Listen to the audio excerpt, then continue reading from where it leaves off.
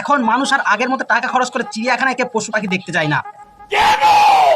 কারণ যেসব পশু পাখিগুলো চিড়িয়াখানায় ছিল তারা এখন চিড়িয়াখানা থেকে বার হয়ে রাস্তাঘাটে নিজের বাঁশি পথ দুলিয়ে মানুষকে খুশি করার চেষ্টা করছে, যেমন এই ছেঁচড়া মামুনিটা।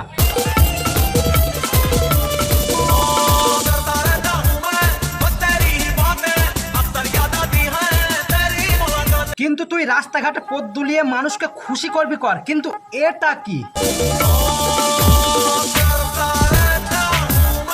হনুমানের মতো লাভ মারছিস কেন? আর হ্যাঁ, হনুমানের মতো লাভ মেরে তুই কি নিজেকে বড় হনুমান প্রমাণ করতে চাচ্ছিস নাকি নিজেকে বড়? কোনটা?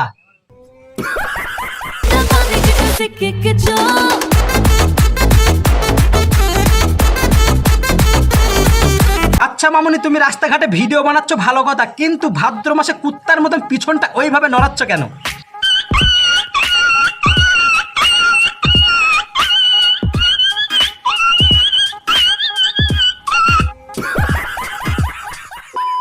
আর আচ্ছা মামুনি, তুমি কিন্তু ভাদ্র মাসে ভিডিও করা বন্ধ করবে, না হলে কুত্তা এসে তোমার পিছন মেরে দিয়ে কখন চলে যাবে।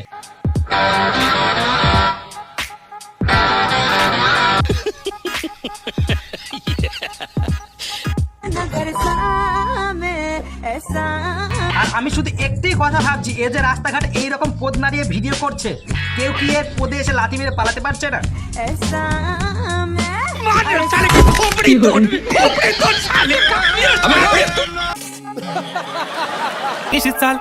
गुलाबी साडी आणि लाली लाल लाल दिसते मी भारी राजा फोटो माझा काढ गुलाबी साडी आणि लाली लाल। এই ছেঁচড়া মামুনিতে রাস্তাঘাটে পদ দোলাতে ব্যস্ত, কিন্তু পিছনের কাকু বলছে আর পয়সা খরচ করে চিড়িয়াখানায় হনুমান নাচ দেখতে যাব না, এখানেই তো দেখতে পাচ্ছি ফ্রিতে।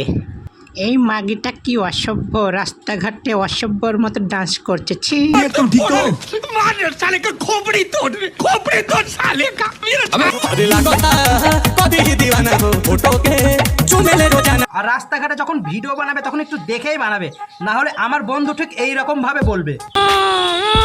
শান্তি মাগি